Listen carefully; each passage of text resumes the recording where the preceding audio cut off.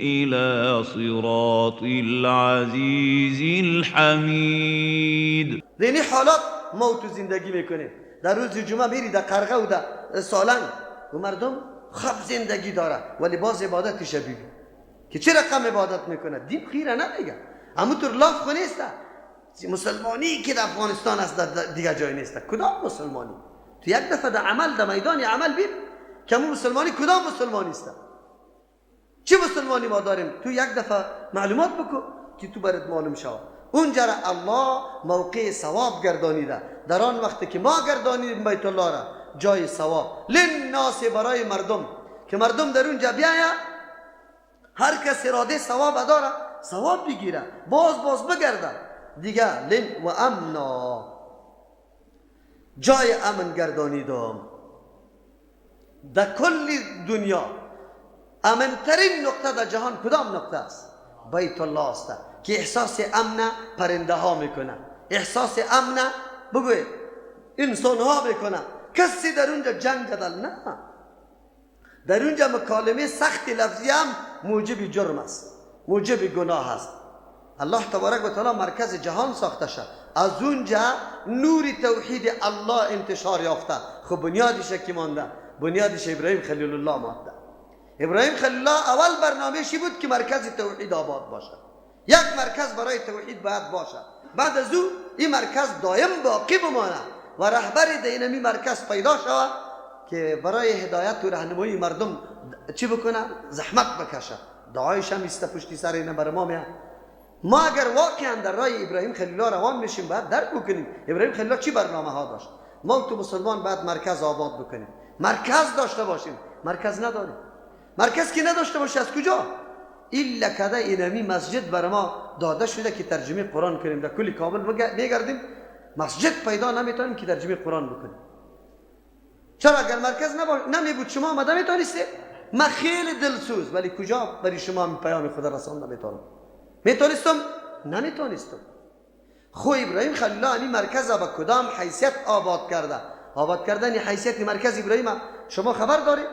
الله تبارک و تعالی مامور میسازه ابراهیم خلیل الله را که این مرکز آباد میکنی. خودت پس طرف شام میری، این منطقه تا حالی را مردم نشین نشده، لیکن مرکزی است که اول دفعه ملائکی را آباد کرده، بعد از او آدم علیه السلامی را آباد کرده. این مرکز توحید از ابتدا است و اولین خانه ای که در او عبادت الله شده امی بیت الله است. این اول چیست؟ بیت وضع للناس للذی ببکة مبارکا و هدی للعالمین. از او خاطر امو مرکز دیرینه پس آباد شد. توسط کی آباد میشه؟ توسط هاجره و اسماعیل علیهم السلام اردویشان. ابراهیم خلیل الله میآید هاجره را یک زن از سیاسر است و یک طفل خورده میگذاره. ما شما مورد امتحان قرار بگیریم. خب گوش نواز کنیم. امی امتحان داده میتونیم؟ ما میتونیم که امی در امتحان کامیاب شویم یا نشویم؟ فقط یک کمک آب، یک کمک توشه برش میگذاره. ابراهیم خلیل الله مامور میشه که تو وقتی قدر قیمتی است که پس میری در طرف سرزمین شام و اونجا دعوت دین میدی. خب این زنی بچه تا در اینجا اعلام میکنی. آیا یک زن سیاسره قطع یک طفل که بعد از سالا به ابراهیم خلیل الله یک طفل داده شده، این را باید امینجا بگذاره. از همون خاطر زمانی که یارم میگذاره ابراهیم خلیل الله پس میره. زمانی که می آمد که در کدام جای ما اقامت گزین میشیم جبرئیل امین امرا بود. در کدام جایی که دشت بیابانی خواب سرسبز و آب و ایگا پا بود ابراهیم خلیل الله میگفت به جبرئیل امین که اینجا ما مامور شدیم. گفت نه پیش بره. کسی که رفت حاجی صاحبا برشان معلوم است بیت الله در بین کوه است. در او وقت ریگزار بود، دشت و بیابانی که انسان وحشت میکرد. تنها از دستی درنده ها در اونجا زندگی کرده نمیتونستی. در اونجا هاجره و اسماعیل علیهم السلام ابراهیم خلیل الله میگذاره. چی زنه؟ شما باور به الله بکنی که من در هر مرتبه درود ابراهیمی را میخوانم که میگم کما صلیت علی ابراهیم و علی آل ابراهیم. ابراهیم خودش شخصیتش خو آل ابراهیم چی فرزند تابعه، منقاد، فرمان برداره، تسلیم به الله، به نظام الله. چی فرزندی که احترام پدر داره، چی فرزندی که سخن پدر در زمین نمیمونه، چی زنی که در مقابل شوهر اطاعت داره، چی زنی که مکمل تسلیم به الله تبارک و تعالی است. یقینا این نعمت بزرگ است که خاندان انسان مکمل تسلیم دین الله شود. زنت، اولادت، پدرت، مادرت، کلگی این دیگه الله علیه نعمت است که هر کدام در تهجد از یکی دیگه خود سبقت کنه، پیش بخیزه، آب او تیار کنه. دیگه یقینا نعمت بزرگ الله است. ابراهیم خلیل الله پس روان میشه، گپ نمیزنه. چرا گپ نمیزنه؟ از دل ابراهیم خلیل الله آگاه است. چطور یک زنی خود قط یک طفل دیده داشت بیابان بگذاره؟ جواب داده نمیتونه. 3 مرتبه هاجره بیبی میگه ما را تو که میری ما را در کی میمانی؟ هاجره بیبی این فکر میکنه که البته ابراهیم خلیل الله خودش برای خود ما را اینجا اعلام میکنه. چرا؟ اونجا زنی دیگه ساره هم داشت. اکثر انباقای تو فکر میکنه که شاید محبت ازو قطع ازو باشه و ما را دور کرده باشه، ولی گپی خدا نیمه نمیگذاره. انباقای دیگه باشه فقط در نیمی گپ خفگانه بددعا را شروع میکنه، چیغو پیغ میزنه. لیکن نه، در 3 مرتبه ابراهیم خلیل الله جواب نمیده. در مرتبه 4م هاجره رضی الله عنها میگه که الله تعالی امر کرده که ما اینجا باشیم. ابراهیم خلیل الله فقط امی قدر میگه که بله. باز اوجا میگه اذن لا یزیعون الله تعالی، پس آلی الله ما را ضایع نمیسازه. الله اکبر، چی اعتمادی کامل است، چی ایمانی کامل سری الله داره. ما را میگه الله دیگه ضایع نمیسازه. میره و ابراهیم خلیل الله او طرف هزبند دو طرف میشه، تفلک و زنش از پیش غایب میشه، دست دعا را بالا میکنه به الله تبارک و تعالی. ربی اینی چی اسکنت من ذریتی بواد غیر ذی زرع عند بیتک المحرم. دعا میکنه که یا الله ما اولادی خدا در این طول سرزمینی جا به جا ساختم که اون زراعت اونجا نیست، مردم اونجا نیست، کسی نیست که اون سلفت بگیره. یک طفل و یک زن. امروز که حاجی صاحب میره آیا میفهمه که زمزم چی فلسفه داره؟ آیا میفهمه که صفا و مروه چی فلسفه داره که گشت و گذار داره؟ 7 گردش تو میکنی چی میفهمی؟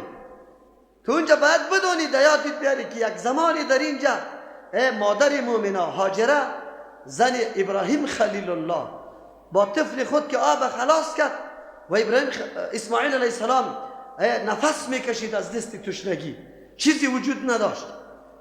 حیران مانده بود هاجره رضی الله عنها که طفل از پیشم ضایع میشه، آب وجود نداره. در سری تفککا میبره، هر طرف نظر میکنه که آب باشه، برم به طفل خود آب بیاره، نمیبینه. اسماعیل علیه السلام آدمی جایی که چشمه زمزم است همین جهلا کرده. زمانی که تا جایی که اسماعیل علیه السلام نظرش میخوره تا او جره امی هاجره قدم قدم میره. زمانی که پناه میشه بدو میکنه. حاجی صاحب تو حالی دمو منطقه بدو میکنی، تیز میری، به خاطری که هاجره تیز رفته. باز دو تپگک با آلی خود تپه نیست، دو زمان تپه بود. دو اونجا بالا میشده طرف سعی میکرد مگرم کدام جای آب پیدا شد. او طور حالت مردم تیر کرده. زن و فرزند خدا به خاطری اقامت مرکز دین اونجا گذاشته. 7 ماه گردش کی کرده، رفت و آمدی 7 مرتبه را هاجره رضی الله عنها کرده. هیچ جایی برش آب میاثر نشونه، امید پس میگرده، ولی آگاه نیست که اللهی که امر کرده دی دشت بیابان، ولی قدرت زیر داره که دشت بیابان همینطور آب بکشه.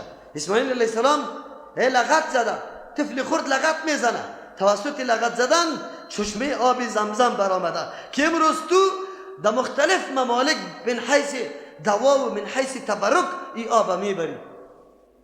تو فلسفی زیر یاد داری؟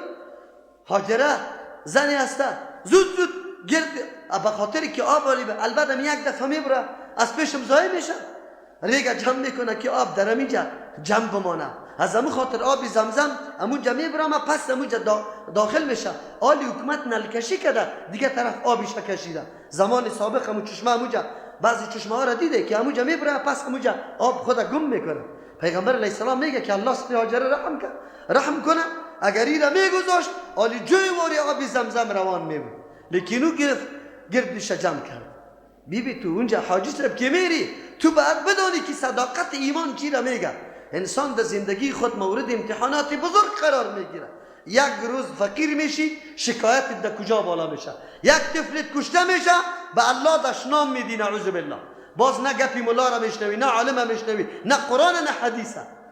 برادرم تو یک دفعه بیبی که اسلام چی میگه، تو درس اسلام اونجا میگیری، درس میگیری. بعد از زمان ابراهیم خلیل الله پس برگشت میکنه که اسماعیل علیه السلام در سن میرسه که قطعی ابراهیم خلیل الله کار کرده میتونه، بچه هسته که حالی کمک قطش کرده میتونه. اولین کاری که یا شروع میکنه بنیاد گذاری بیت الله است که این خانه ای که اولین خانه است ای باید آباد شود. دیوالا معمار کیست؟ ابراهیم خلیل الله. خب مزدورکار کیست؟ اسماعیل علیه السلام. تو درسی بندگی را یاد داری؟ مردم بیت الله را آباد میکنه، باز هم میگه ربنا تقبل منا، پشتی سر میاد بیا دیگه مسلمان تو درس بگی. قرآن کریم از همون خاطر میگه و امنا، ما گردانیدیم اینمی سرزمین جای امن. چقدر اهمیت داره برای یک اجتماع که جای امن باشه. نزاع و کشمکش در بین مخلوق واقع میشه. کدام جای تضمین میکنه که دشمن سری دشمن تعرض نکنه؟ بیت الله است. بیت الله حتی نه در اسلام، در زمان جاهلیت هم قاتل پدری خدا که کسی پیدا میکرد در بیت الله غرض نمیگرفت. از همون خاطر دو قومی که کس وارد تا کده نمیتونه است که در جنگ و جدل است او کسی ضمانت نمیتونه. یکی در بین از یا گفت چیست و صلح و مذاکره شروع شوه که مردم جنگ بس کنه، کسی ضمانت نمیتونه یک جماعت دیگر. بزرگترین مرکز امن بیت الله است. جهان میتونه در میز مذاکره در اونجا بشینه. طالب و حکومت افغانستان میتونه در بیت الله برن هر دو جماعت و در اونجا در بین خود بشینه، مذاکره کنه، گفتگو کنه. چی میخوایی؟ یک مسلمان و یک افغان هم نمیخواه که خارجی در وطن باشه، حکومت خارجی داشته باشه، زیر اسارت خارجی ها باشه. یکی هم نمیخواه. بیایی خودی ما بین خود جور میشیم، دست در گردن دیگه میپرتیم، زندگی مشترک شروع میکنیم، دشمن امگی را از این خاک خود میرانیم، بیرون میکنیم. نمیخوایم. با تاسف امروز از اون مرکز فایده گرفته نمیشه. این مرکز امن است. در اونجا برای یک دفعه احساس امن بکنه، همه چیز مردم ببینی که پیسهش همینطور است، کالایش همینطور است، هر چیزش همینطور است. کس احساسی حتی همین قدر یک احساس امن است، یک فضایی است که بالکل احساس نمیکنی که من در کجا هستم. مکمل فکر و ذکر طرف آخرت پیدا میشه. دنیا منیا، اولاد، دشت، بیابان، شرکت، دفتر، سبق، کار، هدف کلش باقی میمانه. توجه آدم مکمل طرف آخرت میشه. اونجا احساس میکنی خب امی افغانی پارسال چند نفر 36 نفر افغانی در دزدی گیر شد. از اینجا میره در ماهای حج به خاطری که در کجا دزدی بکنه. بگوی یک مملکت کوچک که کمترین نفوس است تو افغانستان است او تو اونجا معیار دزدای دست کل کده بالا باشه، تو خود مسلمان میگی؟ مردمی که دستایش قطع شده به خاطر دزدی در حرم، اونجا خب از حکومت است، قانون اسلام برقرار است، اگرچه پاچه های شایش پرست و هر رقم است لیکن قانون اسلام برقرار است، نظام اسلام عملی میشه. کسی که دزدی کنه دست قطع است، کسی زنا کنه سنگسار است، کسی قتل کنه قصاص است. از همون خاطر در سعودی چرا امن است؟ جهان اختلافات داره، سعودی امن است. 4 روز حکومت طالبا بود، چرا امن آمده بود؟ او کمال در طالبا بود یا کمال در نظام اسلام بود؟ او کمال در نظام اسلام بود. امروز اگر نظام اسلام تو عملی بکنی امو امن امان وجود داره. لیکن امروز در کدام سرحد رسیدی؟ نیروهای خارجی در پشت خانه تا وجود داره، سیمی خاردار گرفته، بلوک مانده، که پلچکا مانده، که دروازه جور کرده، که کجو پیچ کرده، سرکاره. در کجا زندگی میکنی؟ از الله چطور خدا خلاص میکنی؟ از اسرائیل چطور خدا ملک الموت چطور خدا خلاص میکنی؟ در کجا خدا بندی کردی؟ فرق در بین پاچایی تو و پاچایی عمر دلو چیست؟ که او شب به تنهایی خود میگرده، خانه ها را بررسی میکنه که غم و گریه در کدام خانه است. تو که میبروی سرکا بند است برای 1 ساعت مردم در گرمی خود پکه میکنه در بدر، صرف به خاطر جناب محترم برآمدنی تو که تا یک نقطه را تو میرسی. تو خود امیر میگیری، تو خود پاچا میگیری، تو خود وزیر میگیری، تو خود وکیل میگیری، نماینده مردم میگیری. یقین به الله بکن اگر نماینده مردم شد، نماینده مردم همینطور آزاد در دروازه مردم داخل شد. اسلام چطور حکومت ها داشت؟ بازم مردم های بی غیرت ما نعوذ بالله دور از حاضران و مسلمان های واقعی بازم همین دموکراسی لعنتی را مدح کرده رایست، همین نظام غربی را به مردم زیبا جلوه داده رایسته که این نظام است. کدام نظام است؟ برام نشان بده. نظام اسلام است که دختر 2 ماهه را بره کسی پیدا نشه برش سعی کنه، مالت افتاده باشه تا 20 روز 1 ماه را کسی او را بالا نکنه ولو توتی طلا نباشه. کدام نظام است؟ الله تو حقانیت اسلام رو باید درک بکنی. آجی صاحب حج که میری فلسفه داره. حج همونطور نرو درس بگی اونجا، از اونجا پس پیام بزرگ به خانواده بیار. اگر به دیگه کس نمیاری به اولادت بیار، به دخترها و بچه‌هایت بیار، به زن و برادر و پدر و مادرت بیار که اون مقام کدام مقام است. بزرگترین عملی که تو اونجا درک میکنی همیسته که دین چقدر مفهومی وسیع داره، چقدر فضای وسیع داره. با مختلف قسم مردم پشت یک امام اقتدا میکنه. اسلام متشتت و پراگنده نیست، ناما مانده شده، اما مرکز یکی است، قبله یکی است، دین یکی است، اصول و عقاید یکی است. طوری نیست که اینجا مردم در مسجد زده رویستی لق کرده رویستی با مردم امیر معرفی کو که طایفه پیدا شده که در دیگر چی میکنه؟ بگه افطار میکنه. به الله قسم دمی روزا از مسجد ما کده 3-4 مسجد دیگه وقت آذان میده، خصوصا امو ورقایی که جنابایشان برای احتیاط 5 دقیقه اضافه کرده، 15 دقیقه پیش از او ورق این مردم آذان میده. بازیا چی میگه؟ ما از احتیاط کار میگیریم. دین احتیاط نیست، دین کلش احتیاط نیست. تو از احتیاط کار میگیری. 10 دقیقه را پسان افطاری را معرفی کن. حالی در چند افطار میشه؟ ورقی تو حالی معتبر است یا مردم شرنگه سازان داده رویسته؟ باز ما را میگه که یاد دیگر روزه را میده میکنه. این بیگاه گذاشته 3 مسجد دیگه از آذان ما کده پیش 5 دقیقه پیش آذان داده. خود چرا ملامت ماستیم؟ شما که پابند هوا و هوس هستی، دمو وقت افطار کرده نیم ساعت بعد باز جماعت خفتن کرده رویستی. کدام حنفیستی؟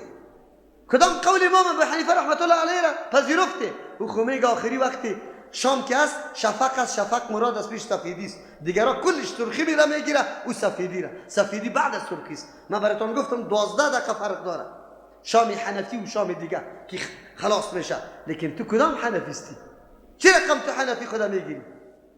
تعجب در اینجاست. این مرکز امن است. الله برای ما یک نشانه قدرت خود مقرر کرده. امن است، یقینا امن است، احساس میکنی امن است. واتخذوا من مقام ابراهیم مصلا، بگیرید شما از مقام ابراهیم مصلا، جای عبادت. مصلا عبارت از همون مقام ابراهیم است. مقام ابراهیم عبارت از همون سنگ است که ابراهیم خلیل الله سرش استاد میشد. نقش و قدم ابراهیم خلیل الله سری و سنگ وجود داره فعلا. هم سنگی بود که هر قدر دیوال بالا میرفت همون قدر سنگ بالا میشد. زمانی که پس ابراهیم خلیل الله پایین میشد مثل لفت امروزی واره این همین قسم تو بالا میشد. اونمو سنگ است، همون سنگ است فعلا هم در شیشه بند است، در پشت سر بیت الله قرار داره. حالی هم مردمای جاهل میره امو را به شیشه دست میزنه، او را حالی حکومت در شیشه بند کرده، از دستی که او سنگ بوسه میکرد دست میزد. برادر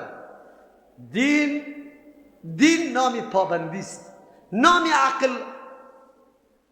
در مطابق عقل رفتار کردن و گفتار کردن نیست. معاویه رضی الله عنه 4 زاویه یا 4 کنج بیت الله را بوسه میکرد. ابن عباس رضی الله عنهما، معاویه رضی الله عنه سالش بزرگ است، صحابی بزرگ است، کاتب وحی پیغمبر علیه السلام است. ابن عباس رضی الله عنهما صحابی خیلی کوچک و خرد است، او 4 کنج بوسه میکرد. ابن عباس رضی الله عنهما برش میگه که نه، قابل بوسه 2 رکن است. چی؟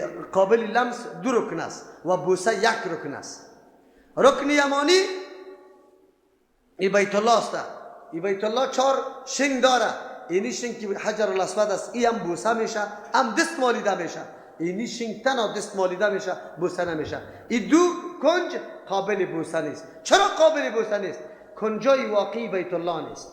چرا؟ به خاطری که کنجا در این جمع آمد. امو پول و پیسه که در زمان جاهلیت پیغمبر علیه السلام در وقت پیغمبر نشده بود که بیت الله را یا آباد میکردن، پیسهش علالشان کم شد، بیت الله را از اینجا خطش گرفت کم کرد. کنجای واقعی بیت الله نیست. پیغمبر ارمان کرده بود به عایشه رضی الله عنها، گفت که اگر قوم تو نزدیک زمانی نزدیک به اسلام نمی بود، من بیت الله را با نقشه ابراهیم خلیل الله جور میکردم. نقشه ابراهیم خلیل الله بیت الله طوری بود که دروازه در زمین چسبیده بود، 1 متر بالا نبود. حتیم اینجا که مانده ای داخل بود در بیت الله، 2 دروازه داشت، از این داخل میشد، از این طرف خارج میشد. 3 تغییرات این مردم دیش آورد. دروازه را 1 متر بالا مانده، اینجا جای بیت الله را اعلا کرده، دروازه دیگر را بند کرده. عبدالله ابن زبیر رضی الله عنه خوارزاده عایشه رضی الله عنها از دهن مبارک خاله خود همین حدیث پیغمبر را شنیده بود. زمانی که حکومتش در مکه آمد، بعد بیت الله را ویران کرد، پس همین قسم آباد کرد به مون تمنایی که پیغمبر علیه السلام کرده بود. لیکن حجاج چیست ظالم وقتی که تسلط پیدا کرد، گفتی یادگاری عبدالله ابن زبیر تا روز قیامت بمانه، من ایره پس خراب میکنم. پس خراب کرد، دمو نقشه زمان جاهلیت ایره آباد کرد. آلی ای شنگایی ای دی جا دست مالیدن قطعا د دین نیست. ابن عباس رضی الله با معاویه رضی الله گفت ای 2 بوسه نمیشن، لمس نمیشن. گفت چرا؟ ارچارش این 2 کنج است، 2 کنج نیست. خرچارش کنج بیت الله است، چی امتیاز داره که 2 کنج بوسیدن یا لمس شوه ای 2 نشوه؟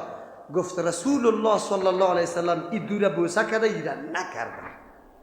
خب گوشتنه بگیری که دین نامی چیست؟ دین نامی چیست؟ معاویه رضی الله با میقدر شنیدن بس قناعت کرد. ایره مردم میگه دین پذیرفتن، آلی دلیل نمیگه. اول دلیل گفت خوش کنجا ارچار کنج از برای بیت الله است، اگر این قابل لمس و بوسه کردن است یا است. ولی ابن عباس چی برش میگه؟ رسول الله صلی الله علیه و سلم دیدم که ایره بوسه کرده، ایره لمس کرده، ایره بوسه و لمس کرده، این 2 را نکرده، بس دین شد. اینی را به نام دین یاد میکنه. جایی که پیغمبر کرده بکن، که ترک کرده ترک بکن. اونو وقت تو دیندار جور میشی. اگر در غیر از تو گفتی این کاری خوب است، این کاری خوب است، در دین زیاد کرده، برو 1 پندکه از دین اصلی بود، 1 پندکه دینی تو زیاد میشه. با شما خود زیاد است، در تاریخ 1 مولا و پیر زیاد شده میره، یک عمل از خود زیاد کرده میره، پندکی دین گم میشه، پندکی شما کلان میشه. این به مردم دین معرفی شده. امروز راستانه بگیره بگوی حقیقت دین وجود داره یا پندکی مردم خیلی زیاد دین معرفی شده. اسقاط دین معرفی شده، میلاد دین معرفی شده، 3 و 4 جمعه و چلی دین معرفی شده، فاتحه خوانی دین معرفی شده، تراویح خوانی بربرک دین معرفی شده، جماعت خوانی که هر کس به خود استاده باشه دین معرفی شده، دعا مد سنت دین معرفی. اگر کسی اینی گپا را قبول نداره از دین خارج میدانه شونه، به نام وهابی معرفیش میکنه یا نمیکنه؟ کدام است؟ این پندکی های مردم است که در دین اضافه کرده، در دینی طور نبوده. دین نقش و قدم پیغمبر صلی الله علیه و سلم است. مصلا جای مقام ابراهیم جای عبادت بگی. هر کس که میره اولین عملی که در بیت الله انجام داده میشه چیست؟ طواف. 7 گردش میکنی. بعد از 7 گردش اگر موقع برات میسر بود پشت مقام ابراهیم باید 2 رکعت نفل بخوانی. اگر موقع میسر نبود در هر نقطه حرم که نمازی 2 رکعت نماز شکرانه طواف میخونی بری تو جایز است. مردم نادان زور میکنه اونجا خدا اینقدر به تکلیف خدا اونجا میرسانه، چی ضرورت است؟ در وقت ازدحام مردم آزار و اذیت ندی. تو برای حج رفتی، برای سنگ حجر الاسود او اینجا که حاجی صاحبای ما میاد چی لاف میزنن، یکی خودشانه را اینطور کنم 1 زنم برابر شد، یاران چی طور کنم نشد، قد قل شد دیگه. و جنابی محترم توی به حج رفتی، تو اونجا پابند فرامین الله تبارک و تعالی استی، تو چرا مردم از زور زده در شانهش بالا شدی و مردم اذیت دادی؟ به خاطر بوسه کردن حجر الاسود به الله قسم که 60 سال عمرت اموتور در سنگ حجر الاسود اینا می قسم افتاده باشی که عقیده صحیح توحید نداشته باشی، به الله قسم اگر جنت ببینی.